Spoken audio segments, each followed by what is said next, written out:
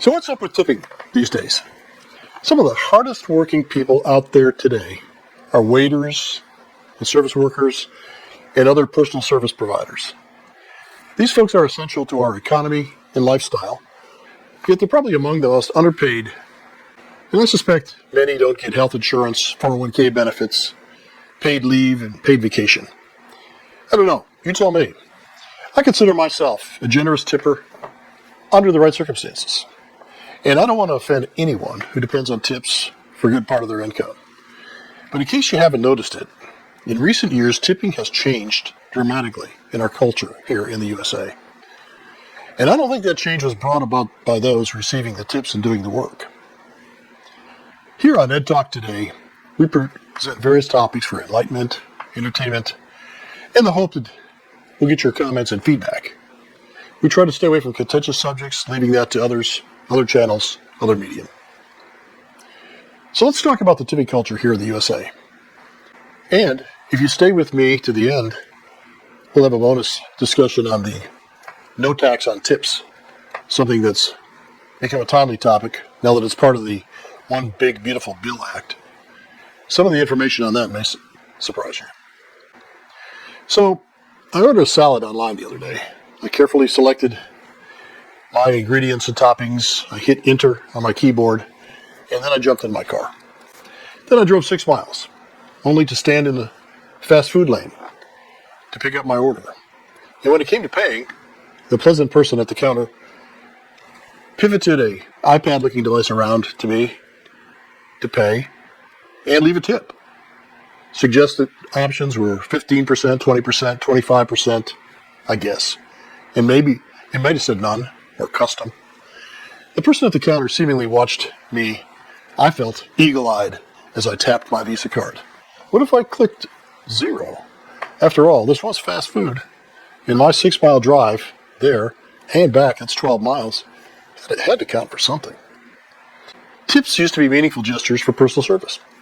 Today, they're expected. Expected by business situations where we never before considered leaving a tip. The dictionary still defines a tip as a small sum of money given for service over and above what is due. I ordered a pizza while writing the script for this video. Now, I don't mind tipping the pizza driver at all. Never have. That somehow seems normal. The $40 order warranted, in my opinion, an $8 tip. However, I just looked at my receipt, and in addition to my $8 tip, there's a $4.99 delivery fee. That's 32% over the product cost to have my pizzas delivered. Now, please don't get me wrong. I'm generous. I'm not cheap. Leave me a comment if you think I'm off base on that. But I think there's more of a backstory here, and I'd like to get your opinion. So tell me if you agree. Here's some food for thought, and pardon that pun. It's my opinion that business owners are using various methods of supplementing their payroll costs by pressing this tip issue. Companies out there like Square and Clover, Toast, provide these POS, point of sale systems, like that iPad example I mentioned, all with tip options at checkout. Kind of cute devices. Now, I take my car to a full-service car wash from time to time, and recently I pulled up in the queue, and the sweet lady there, clipboard in hand, asked me which wash I wanted. I looked at the chart and I said, yeah, I'll take the number 2, the inside and out. And I handed her my Visa card. Then she asked me, how much tip do you want to leave? Tip? Tip now? I just got here. I had no idea what kind of service I was going to get. I said, I'll just tip the person at the end of the line. I'm always particular about my car, and I'm always pleased to hand over, say, a $5 bill to the person doing the finishing up as a tip. But then she told me they are not allowed to accept tips directly. And if they accepted a cash tip, they'd have to put it into the pool, which she then explained was divided up at the end of the shift. Of course, without regard to who did the work or what the quality of work was. And also, if they pocketed that $5 bill without putting it in the pool, they'd get fired. You know, that's not a tip. There's no personal touch to that. And more important, it has no bearing on the service received. In my opinion, it's just a new way for business owners to lower their overall payroll cost. In my opinion, the USA, which now has become mainly a service economy, has sometimes a difficult time hiring people for various manual or service-related jobs. I get that. Worst thing for a business owner is if they haven't the wait staff or car wash finishers to serve their customers. But when a car wash or a restaurant has a universal tip jar that gets divvied up at the end of the day, well, those aren't really tips. Those are patrons, like me, supplementing this business's payroll. Now, before I make enemies on Ed Talk today, let me say that whenever I go to a sit-down restaurant and I'm greeted by, "Hi, I'm Amy, and I'll be your server," I see a personal touch. Hopefully Amy or whomever will take our order, deliver it with at least a modicum of pleasantry, and cash us out when finished. And Amy will get a nice, generous tip from me. I've actually sometimes found myself asking the waiter, waitress, or waiter, "Do you get the tips, or are they bundled up and distributed to the rest of the staff?" This happens more than one realizes. In that case, my tip to Amy just becomes part of the pool.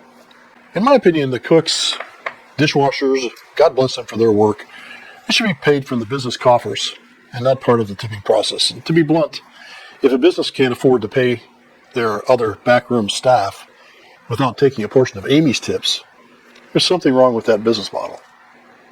I'd much rather see them increase the menu prices and be honest about tipping. Tips are reserved for moments when there's some personal interaction. Cab drivers, Uber drivers, barbers, hairstylists, the baggage handler at the airport, servers, real servers. And let me be clear, many workers I know depend on tips. I know that. And they often make below minimum wage and rely on gratuities to survive. So this isn't about blaming them. It's about the growing gray area where tips are suggested where no personal service is performed. Are we really rewarding someone, or are we just subsidizing company payrolls? And again, please don't diss me on this. I have a lot of respect for these workers, the valets, the waiters, the waitresses, and I don't want anybody spitting in my food. So now a little bonus area. Let's talk about this no taxes on tips. Recently there's been some talk about no tax on tips. I thought that was a great idea. Those who work in restaurants and other service businesses, not having them pay taxes on tips, well, I think that's great. And great news. As part of President Trump's One Big Beautiful Bill Act, the OBBBA, I think we're calling it, tips have become non-taxable.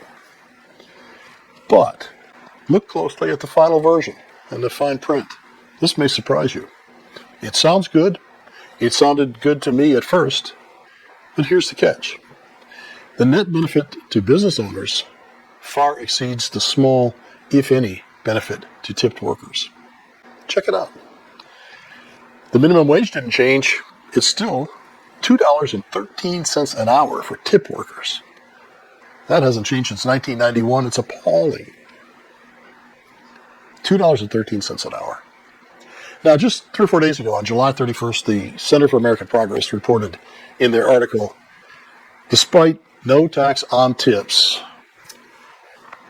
President Trump's big, beautiful bill is bad for tip workers, stating that no tax on tips is merely a symbolic tax break that is very limited and poorly targets the workers who need tax relief the most. See the site for this article in the description for this video.